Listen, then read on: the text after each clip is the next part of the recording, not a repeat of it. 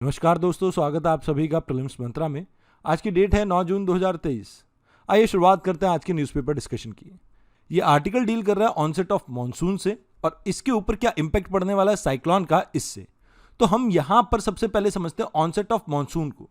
देखिए, 3 कंडीशंस बताई जाती हैं इंडियन मेट्रोलॉजिकल डिपार्टमेंट के द्वारा, जिससे ये ऑब्जर्व करते हैं कि क्या ऑनसेट हो चुका है मॉनसून का।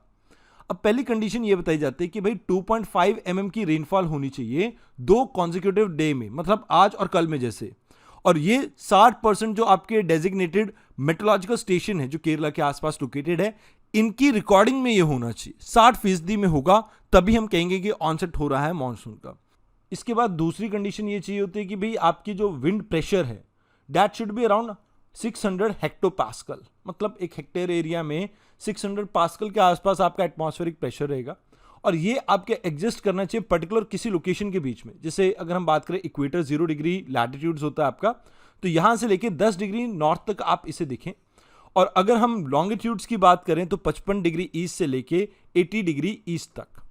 इसके अलावा हीट का भी यहाँ पर कॉन्सेप्ट आता है कि भाई आपका जो पर यूनिट एरिया हीट है वो 200 वॉट के आसपास देखने को मिलनी चाहिए, खासकर 0 to 5 डिग्री नॉर्थ के बीच में, 70 ईस्ट से लेके 75 ईस्ट लॉन्गिट्यूड तक। अगर ये कंडीशंस फुलफिल होती हैं तो हम ये कह देते हैं कि भाई ऑनसेट हो चुका है आपके मानसून का। अब देखिए, ये 3 कंडीशंस तो हैं ही हैं जिससे हम ऑनसेट ऑफ मानसून की बात करते हैं, बट इसके अलावा कुछ और कंडीशंस भी हैं। जैसे मान लीजिए ये आपका इंडिया है। अब इंडिया थोड़ा सा ये है कि मैं आपको नक्शा रफली बना के दिखा रहा हूँ। ये मान लो ऊपर वाला पार्ट है, ये तिब्बत का है। अब ये जो तिब्बत वाला पार्ट है ना, जब यहाँ पर इंटेंस हीटिंग होती है ना, इसके बाद आपका मॉनसून ऑनसेट होता है। मतलब क्या होता है कि जैसे ये आपका इक्वेटर है, इक्वेटर पार करके आपकी जो विंड है वो इंडिया की तरफ कुछ इस तरह से डाइवर्ट होके आती है। अब ये आपने मॉनसून वाले चैप्टर में पढ़ा होगा, क्योंकि अपना ये लेक्चर थोड़ा छोटा रहता है, करंट अफेयर का है, तो हम मेजर बातें करेंगे। अब देखिए, यहां पर आपके वेस्टर्न घाट आते हैं।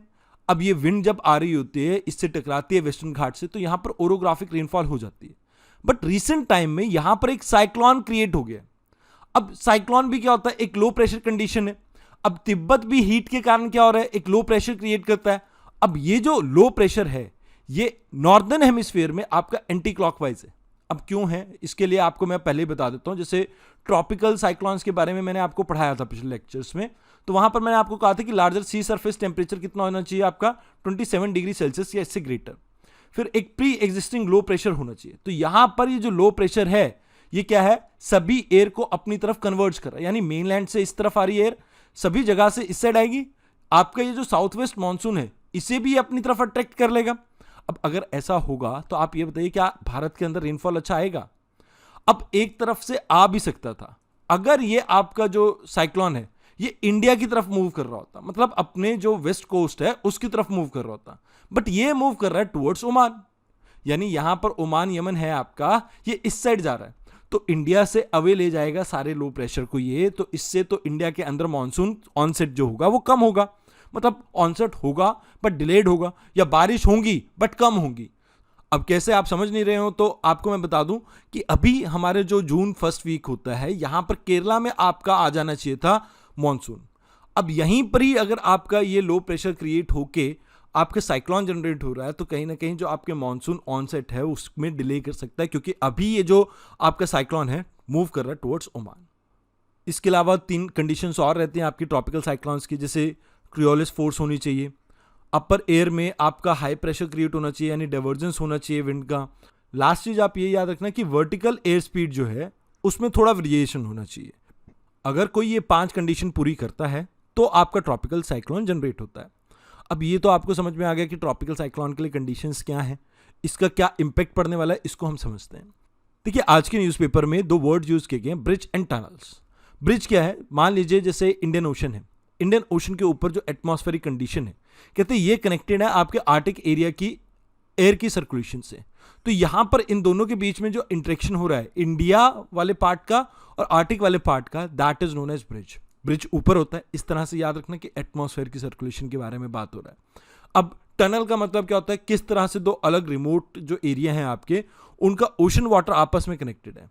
तो यहां पर यह कहा जाता है कि भाई मॉनसून जो है हमारा ट्रॉपिकल ओशंस जैसे इंडियन ओशन, अटलांटिक और पैसिफिक, यहां पर एटमॉस्फेरिक ब्रिजेस और ओशियानिक टनल, इन दोनों के ऊपर डिपेंड करता है और ये कनेक्टेड है आपके आर्टिक एरिया से, जिसकी वजह से अभी जो आपका साइक्लोन क्रिएट हुआ है इसके कुछ पॉजिटिव इंपैक्ट रहने वाले हैं, कुछ नेगेटिव इंपैक्ट रहने वाले हैं। कहते हैं अगर ये आपका जो साइक्लोन है ये एंटी क्लॉकवाइज जैसे आपका मूव करता है नॉर्दर्न हेमिस्फीयर में, अब क्यों मूव करता है इसके बारे में वैसे तो मैंने आपको प्रीवियस वीडियो में बताया हुआ है। जैसे आपके ये लो प्रेशर है, सभी तरफ से आपकी एयर कन्वर्ज कर रही होती है, तो यहाँ पर क्या होगा कि क्रियोलिस फोर्स की वजह से आपका जो एयर है वो राइट की तरफ मूव करेगी, कुछ इस तरह से। अब अगर राइट की तरफ आपकी एयर मूव करेगी तो ये जो डायरेक्शन रहेगी साइक्लोनिक कंडीशन की वो रहेगी एंटी क्लॉकवाइज। तो यहां पर ये एंटी क्लॉकवाइज डायरेक्शन होने की वजह से अगर ये नॉर्दर्न हेमिस्फीयर में क्रिएट हो रहा है और बे ऑफ बंगाल में एक्सट्रीमली नॉर्थ की तरफ हो रहा है, मतलब मैं ये कह रहा हूं कि वेस्ट बंगाल या बांग्लादेश की तरफ हो रहा है, तो कहते हैं कि ये इसका जो इंपैक्ट है वो पॉजिटिव रहना था नॉर्थ ईस्टर्न एरिया के मानसून के ऊपर। लेकिन अभी जो आपका मानसून है ना उसके ऑनसेट में ये डिले कर सकता है, बिकॉज अभी ये मूव कर रहा है अवे फ्रॉम इंडिया। अब अवे फ्रॉम इंडिया अगर ये मूव कर रहा है तो इसका मतलब है कि आने वाले समय में भारत के अंदर जो रेनफॉल है, मानसून की रेनफॉल है, वो कम हो सकती है। तो दैट्स वाई इंडिया के लिए थोड़ी ये प्रॉब्लम है। अब एक सवाल है आप सभी के लिए मेरा, अभी जो हम साइक्लोन की बात कर रहे हैं इसका नाम बी से स्टार्ट होता है। आप मुझे कमेंट बॉक्स में बताइए कि इस साइक्लोन का नाम क्या है, और कोशिश कीजिए कि आप ज़्यादा से ज़्यादा लोग इस चीज़ का रिप्लाई करें, क्योंकि इससे आपकी प्रैक्टिस रहेगी और प्रैक्टिस से आपको एग्जाम में चीज़ें भूलेंगे नहीं। आइए अब बात करते हैं अगले आर्टिकल की। Next article is about UPI transaction के ऊपर अभी लिमिट्स लगा दी गई हैं। देखिए आप सभी को पता होगा यूपीआई से रिलेटेड फ्रॉड्स आज की डेट में बहुत ज़्यादा इंक्रीज हो चुके हैं, क्योंकि यूपीआई से लगभग 14 लाख करोड़ की आपकी पेमेंट होती है। अब गवर्नमेंट ने इस डाटा को ऑब्जर्व किया, खासकर आपके एनपीसीआई ने। इसने कहा कि ज़्यादातर जो ट्रांजैक्शन होती है ना पीपल टू पीपल, इसमें आप देखते हैं कि 500 या 1000 रुपए वाली ट्रांजैक्शन ज़्यादा है एज कंपेयर टू बहुत ज़्यादा बड़ी ट्रांजैक्शन के। मतलब लाखों रुपए लोग इधर से उधर नहीं भेज रहे हैं, और दिन में लोग बहुत कम ट्रांजैक्शन करते हैं। मतलब आप ये लगा लीजिए 20 से 25 ट्रांजैक्शन होती है। तो इस वजह से यहाँ पर इन फाइनेंशियल फ्रॉड्स को रोकने के लिए हम एक सीलिंग लगाने की कोशिश करें। अब ये जो सीलिंग्स हैं ये ऑलरेडी जो एनपीसीआई की आपकी सीलिंग्स वगैरह चल रही थी उससे अलग है। अब इसमें ये कहा जा रहा है कि एट प्रेजेंट हमारे पास 20 ट्रांजैक्शन करने की छूट है और 1 लाख रुपए तक हम ट्रांसफर कर सकते हैं एक सिंगल डे में। अब चाहे वो आप एक पेमेंट से करें, चाहे थ्रू आउट द डे आप 5,000, 10,000, 25,000 करके ऐसे कर रहे हो, तो यहां पर ये आपको कहा गया कि आप 1 लाख रुपए तक ट्रांजेक्ट कर सकते हो। अब यहां पर कैपिटल, इंश्योरेंस और रेमिटेंसेस के लिए लिमिट अलग की गई है। कहते हैं कि 2 लाख रुपए तक की लिमिट है, क्योंकि यहां पर लोगों को ज़्यादा ट्रांजेक्ट करना पड़ता है।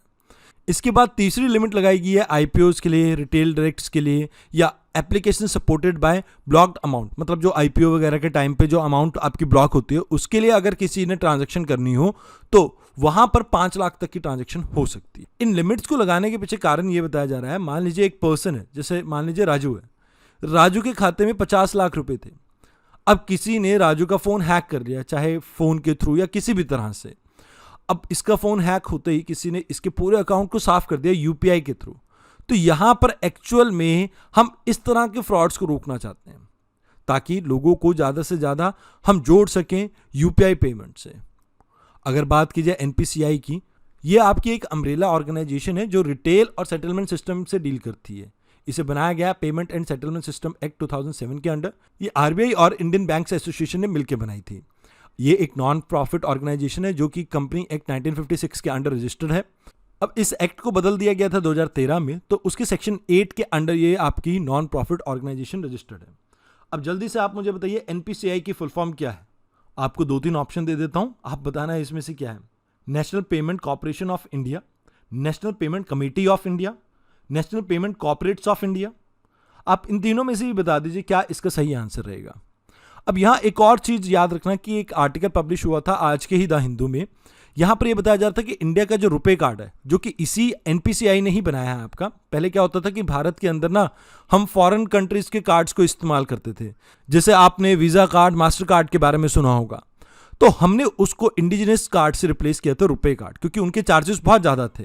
अब हम चाहते हैं कि ये इंटरनेशनल मार्केट में भी यूज हो सके, तो इसी वजह से अब रुपए कार्ड में हम प्रीपेड फॉरेन करेंसी कार्ड को भी देख पाएंगे। मतलब अगर आप मान लीजिए यूएस से घूमने जा रहे हैं, तो अब आप डॉलर की पेमेंट किससे कर सकते हैं, इस कार्ड से कर सकते हैं।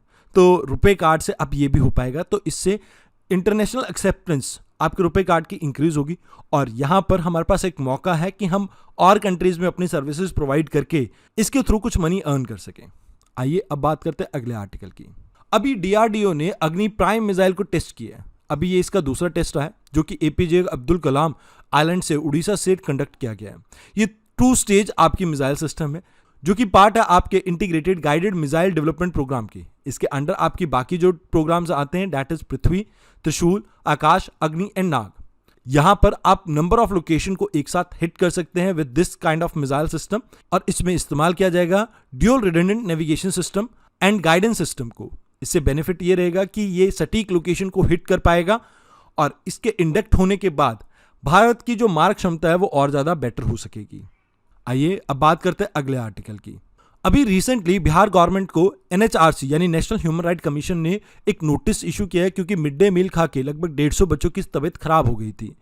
तो यहाँ पर आपको नेशनल ह्यूमन राइट कमीशन के बारे में पता होना चाहिए। ये एक स्टैट्यूटरी बॉडी है जो कि प्रोटेक्ट करती है ह्यूमन राइट्स को। इसको बनाया गया है आपके protection of human right act 1993 के अंडर। इसका हेडक्वार्टर दिल्ली में है। ह्यूमन राइट्स के लिए ये वॉचडॉग है इंडिया में और इसकी फॉर्मेशन हुई थी पेरिस प्रिंसिपल के तहत और उन्हीं को अप्लाई करने की बात करता है भारत के अंदर। इसके मेंबर्स की बात की जाए तो टोटल आपके 13 मेंबर्स रहते हैं, जहां पर एक चेयरपर्सन, 5 फुल टाइम मेंबर्स और 7 आपके डीम्ड मेंबर्स। जो आपके चेयरपर्सन रहते हैं वो हमेशा चीफ जस्टिस ऑफ इंडिया या सुप्रीम कोर्ट के कोई जज होंगे। आइए अब बात करते हैं अगले आर्टिकल की। इस आर्टिकल में हम बात करेंगे टाइफाइड के बारे में और इसकी वैक्सीन के बारे में। देखिए, भारत बायोटेक ने अपनी कुछ दवाइयों को वापस मंगा लिया। कुछ लॉट्स की दवाइयां थी वो पुअर क्वालिटी की थी, इसलिए इसे वापस बुला लिया गया। अब ये दवाइयां क्या है? इसे कहा जा रहा है टाइप बार TCV। ये आपकी टाइफाइड को ठीक करने के लिए एक दवाई बनाई गई थी इनके द्वारा। इन दवाइयों की क्वालिटी अच्छी नहीं थी, ऐसा कहा गया central drug standard control organisation के द्वारा। ये एक आपकी स्टैट्यूटरी ऑर्गेनाइजेशन है जो कि ड्रग एंड कॉस्मेटिक एक्ट के अंडर बनी है, मिनिस्ट्री ऑफ हेल्थ के अंडर आती है। ये प्रमोट करती है कैसे हम दवाइयों को इंपोर्ट करें भारत के अंदर, उसको रेगुलेट करने की कोशिश करते हैं। मान लीजिए किसी ने क्लिनिकल ट्रायल कंडक्ट करने हो तो उसके लिए भी अप्रूवल यही देते हैं, और किसी दवाई के लिए आपको लाइसेंस वगैरह चाहिए तो उसके लिए भी यही आपकी ऑर्गेनाइजेशन वर्क करती है। अब यहाँ पर अगर टाइफाइड के बारे में बात की जाए तो ये आपकी एक बैक्टीरिया के द्वारा की जाने वाली बीमारी है। बैक्टीरिया का नाम है सैल्मोनेलिया टाइफी। ये ट्रांसमिट होती है आपके फीकल ओरल रूट से, मतलब खाने के थ्रू या जहाँ से स्टूल पास होते हैं वहाँ से, और ये फूड और वाटर कंटामिनेट होने के बाद बॉडी के अंदर एंटर करता। मान लीजिए किसी एरिया में बहुत ज़्यादा गंदा पानी है कोई, अब जैसे इसके लिए एग्जांपल देना चाहूँगा, कोई मलमूत्र के विसर्जन के बाद अपने हाथ वहीं पर ही धो ले और उस बंदे के अंदर, उस पर्सन के अंदर आपके एग्जिस्ट करते थे ये बैक्टीरिया, तो ये उस पानी को भी पोल्यूट कर देंगे। अगर वो स्टेगनेंट वाटर है तो इससे लोगों के अंदर परेशानी होने के चांसेस ज़्यादा हैं। आइए अब बात करते हैं अगले आर्टिकल की। अभी recently archaeological survey of India, जो कि मिनिस्ट्री ऑफ कल्चर के अंडर आती है, इस ऑर्गेनाइजेशन ने 13th सेंचुरी की एक मकबरे को ढूंढ लिया है सिरी फोर्ट के अंडर। अब देखिए, सबसे पहले इस ऑर्गेनाइजेशन के बारे में समझ लेते हैं। जो भी हमारे यहाँ पर आर्कियोलॉजिकल से रिलेटेड रिसर्च होती है, मतलब किसी चीज़ की जांच परख, वो यही कंडक्ट करती है आपकी। साथ के साथ उन्हें प्रोटेक्ट करने का भी काम इसी का है। अभी तक अगर हम बात करें 3600 से ज़्यादा आपके मॉन्यूमेंट ये प्रोटेक्ट कर रहे हैं। जिस तरह से आप देखते हैं कि इंडस वैली सिविलाइजेशन की अलग अलग साइट्स जैसे इंडिया में, उसकी एक्सप्लोरेशन, एक्सकवेशन, ये सभी काम इन्हीं के हैं। उनको कंजर्व करना, मेंटेन करना, ये भी काम इन्हीं के रहते हैं। 1861 में अलेक्जेंडर कनिंगम इसके पहले डायरेक्टर थे, जो कि कहा जाता है भारत की आर्कियोलॉजी डिपार्टमेंट के फादर हैं। अब बात की जाए सिरी फोर्ट की, तो ये 13वीं सदी में अलाउद्दीन खिलजी के द्वारा बनाया गया। ये एक तरह का आपका गार्सन टाउन है, जिसका मतलब ये है कि मान लीजिए ये एक एरिया है, यहाँ पर सिर्फ और सिर्फ फौज ही रहती है, तो यहाँ पर फौजी ही मिलेंगे आपको। और इनको वाटर फीड करने के लिए आपका हौज खास विलेज एक्सटेंशन बनाया गया था, जो कि इसका एक एक्सटेंडेड पार्ट है। बेसिकली इसको बनाने के पीछे कारण ये था कि एक जनरल तरगी थे, मंगोलियन जनरल थे, ये भारत के अंदर इन्वेड कर रहे थे, तो उनसे बचने के लिए बेसिकली आपका एरिया डेवलप किया गया था। अब देखिए, दिल्ली को आप अलग अलग नाम से जानते हैं, इंद्रप्रस्थ के नाम से भी जानते हैं आप, इसके अलावा आप लुटिन की दिल्ली के नाम से भी जानते हैं। देन मुगलों ने एक दिल्ली बनाई थी, एक खिलजियों ने बनाई थी, तो टोटल 7 बार ही आपकी दिल्ली बनी है। तो उसमें ये सेकंड नंबर पे आते हैं, मतलब दूसरी बार दिल्ली इनके अंडर बनी थी। यहाँ पर एक आपका दरवाजा है, दैट इज अलई दरवाजा, जो कि हॉर्सशू शेप में है, और यहाँ पर लोटस मुत्तिफ का इस्तेमाल किया गया है। ऑल्दो एक फैक्ट आपको मैं बता दूं, इंद्रप्रस्थ को यहाँ पर काउंट नहीं करते हैं, बट उसके अलावा जो मुगलों के टाइम पे आपका जितना भी भारत में दिल्ली में कंस्ट्रक्शन देखने को मिली है, वो सभी इसमें आ जाती है। दिल्ली में आपका जैसे सिरी वाला एरिया हो गया, तुगलकाबाद हो गया, फिरोज़ाबाद हो गया, शाहजहानाबाद हो गया, और पुराना किला के आसपास वाला एरिया फिरोज़ाबाद हो गया, ये सभी इसके पार्ट हो जाते हैं। और न्यू दिल्ली तो आप ल्यूटन की दिल्ली तो जानते ही हैं। तो ये 7 बारी दिल्ली जो आपकी कंस्ट्रक्ट हुई थी उसमें से एक है। आइए अब बात करते हैं अगले आर्टिकल की। इस आर्टिकल में आपको इतना ही जानना था। इस आर्टिकल में हम बात करेंगे प्रधानमंत्री कृषि सिंचाई योजना के बारे में, जो 2015 में आई थी। बेसिकली हुआ क्या है, झारखंड में इसका मिसयूज किया गया, लोगों के गलत आधार कार्ड को दिखाकर इस स्कीम से पैसे लिए गए। ये एक तरह की आपकी सेंट्रल स्पॉन्सर स्कीम है, जहां पर सेंट्रल गवर्नमेंट का शेयर नॉर्मल सिटीज या स्टेट में आपका 75% रहता है और स्टेट गवर्नमेंट का 25% रहता है। हिली एरिया में ये चेंज हो जाता है 90:10 की रेशियो में। अब यहाँ इसका ऑब्जेक्टिव क्या था? देखिए, भारत के अंदर ब्रिटिशर्स के टाइम से ही या उससे पहले की भी बात करें तो इरिगेशन सिस्टम इतना ज़्यादा अच्छा नहीं था। तो हम चाहते थे कि भाई आज़ादी के बाद जितनी भी आपकी स्कीम्स आई हैं उन सभी को कन्वर्ज करके एक जगह पर इन्वेस्टमेंट लेके आ सके इरिगेशन प्रोजेक्ट्स के लिए, ताकि हम एक्सपैंड कर सके कल्टिवेबल एरिया को और हर खेत में पानी को पहुंचा सकें।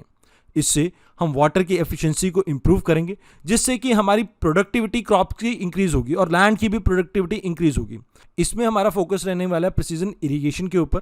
देखिए, हम हर ड्रॉप को अच्छी तरह से यूटिलाइज करना चाहते हैं, तो इसके लिए यहाँ पर प्रमोट किया जाता है आपके ड्रिप इरिगेशन को।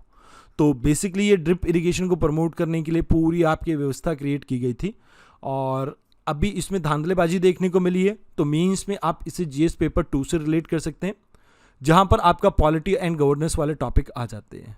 वैसे ओवरऑल प्रीलिम्स में तो आपको इस योजना के बारे में ही पूछ सकते हैं। आइए अब बात करते हैं अगले आर्टिकल की। अभी रिसेंटली भारत ने कहा है कि भी हम आने वाले समय में मिड जुलाई में चंद्रयान 3 को लॉन्च करने वाले हैं। अब इसका ऑब्जेक्टिव क्या है? हम ये इंश्योर करना चाहते हैं कि हम सॉफ्ट लैंडिंग कर सकें मून के साउथ पोल के ऊपर। जो मून का साउथ पोल है वो धरती से दिखाई नहीं देता है, तो इस वजह से यहाँ पर लैंडिंग करना मुश्किल रहता है। अब देखिए, लैंडिंग 2 तरह की होती है। एक होती है हार्ड लैंडिंग। हार्ड लैंडिंग का मतलब होता है कि आपने कोई चीज़ है एक सर्टेन हाइट से ड्रॉप कर दी। जैसे मान लीजिए मेरा ऑर्बिटर है, ऑर्बिटर से मैंने अपनी कोई चीज़ ड्रॉप कर दी ताकि मैं सैंपल वगैरह या कुछ इंपैक्ट वगैरह चेक करना चाहता हूँ, वो कर लूँ। अब दूसरी चीज़ आती है सॉफ्ट लैंडिंग। सॉफ्ट लैंडिंग में आप क्या करते हैं, आप इंजन का इस्तेमाल करके उसे धीरे धीरे आराम से धरती पे उतारते हैं। धरती पे क्या मतलब, सरफेस पे। तो इसे कहा जाता है सॉफ्ट लैंडिंग। अभी यहाँ पर जो आपका चंद्रयान 3 जाने वाला है, ये आपके चंद्रयान 2 का ही एक एक्सटेंशन है, क्योंकि चंद्रयान 2 में जो हमने लैंडर और रोवर भेजा था वो सॉफ्ट लैंडिंग नहीं कर पाया, तो इस वजह से हमारा वो फेल्ड एक्सपेरिमेंट रहा। तो अभी इस चंद्रयान 3 में आपका एक प्रोपल्शन मॉड्यूल रहेगा जिसमें लैंडर और रोवर रहेंगे। इसमें एक ऑर्बिटर रहेगा जो कि लगभग 100 किलोमीटर ऊपर रहेगा मून के सरफेस से, और ये ऑर्बिट करेगा मून को और कॉन्टैक्ट एस्टैब्लिश करने की कोशिश करेगा लैंडर, रोवर और अर्थ के बीच में। लैंडर बेसिकली आपकी सॉफ्ट लैंडिंग के लिए बनाया गया, और रोवर हम इसलिए भेज रहे हैं ताकि हम केमिकल एनालिसिस कर सके मून के सरफेस का, और ये इन सीटू एक्सपेरिमेंट रहेगा। वहाँ से कुछ भी भारत के ऊपर यानी हम वापस लेके नहीं आ रहे हैं। इसे लॉन्च किया जाएगा लॉन्च व्हीकल मार्क 3 से, जिसे कई बार GSLV मार्क 3 भी बोला जाता है। GSLV मतलब geo synchronous launch vehicle mark 3। Same ही रॉकेट है, बस नाम चेंज कर दिया थोड़ा। इस आर्टिकल में इतना ही था। आइए अब बात करते हैं अगले आर्टिकल की। अब ये जो आर्टिकल है ये आपके टाइम्स ऑफ इंडिया में छपा है। यहाँ पर यह बताया जा रहा है कि अभी हमने गगनयान का अबॉर्ट मिशन जो है उसको थोड़ा डिले कर दिया। अब देखिए, यहाँ पर इस अबॉर्ट टर्म को आप समझिए। जैसे मान लीजिए आपने मिशन स्टार्ट किया, मिशन के विदिन कुछ सेकंड में हमें पता लगा कि रॉकेट में कुछ तकनीकी खराबी है। अब यहाँ पर ऊपर वाला जो मॉड्यूल है जिसमें सारे आपके क्रू पैसेंजर बैठे हुए हैं, हम चाहते हैं कि इस क्रू पैसेंजर को हम अलग से सेग्रीगेट कर दें इस रॉकेट से, ताकि इनकी जान बचाई जा सके। तो इसके लिए जो टेस्ट कंडक्ट होता है दैट इज अबॉर्ट मिशन। यहाँ पर इस मिशन को डिले करते हुए इसरो ने ये कहा कि भाई हमें कोई जल्दबाजी नहीं है, हम नहीं चाहते कि किसी भी कारण से ये मिशन फेल हो। तो हम यहाँ पर कोशिश कर रहे हैं कि जितनी सहज और जितने अच्छे तरीके से हम इन टेस्ट को कंडक्ट कर सकें, चाहे थोड़ा डिले करना पड़े, हम उसके ऊपर वर्क कर रहे हैं। अगर गगनयान की बात की जाए तो वैसे तो भारत की आज़ादी के 75 साल कंप्लीट होने पर हमें अंतरिक्ष में 3 भारतीयों को भेजना था, बट अभी की बात करें तो इसमें टोटल 3 फ्लाइट्स हैं, जिसमें 2 अनमैन्ड रहेंगी, जिसमें आप ये कह सकते हो व्योम मित्र जाएगा और आपकी कंडीशंस वगैरह को ऑब्जर्व करेगा जो चैम्बर है उसके अंदर। फिर एक मैन्ड मिशन जाएगा जिसमें 2 मेन और 1 वुमेन जाएंगी, जिन्हें 300 से लेकर 400 किलोमीटर की हाइट पे लोअर अर्थ ऑर्बिट में 5 से 7 दिन रखा जाएगा। तो आज की इस क्लास में इतना ही था। अगर आपको हमारे हैंड रिटन नोट्स चाहिए तो आप हमारा टेलीग्राम चैनल को ज्वाइन कर सकते हैं, दैट इज UPSC मंच। अगर आपको चैनल ढूंढने में कोई परेशानी हो तो आप इस QR कोड को भी स्कैन कर सकते हैं। तो आज की इस वीडियो में इतना ही था। धन्यवाद।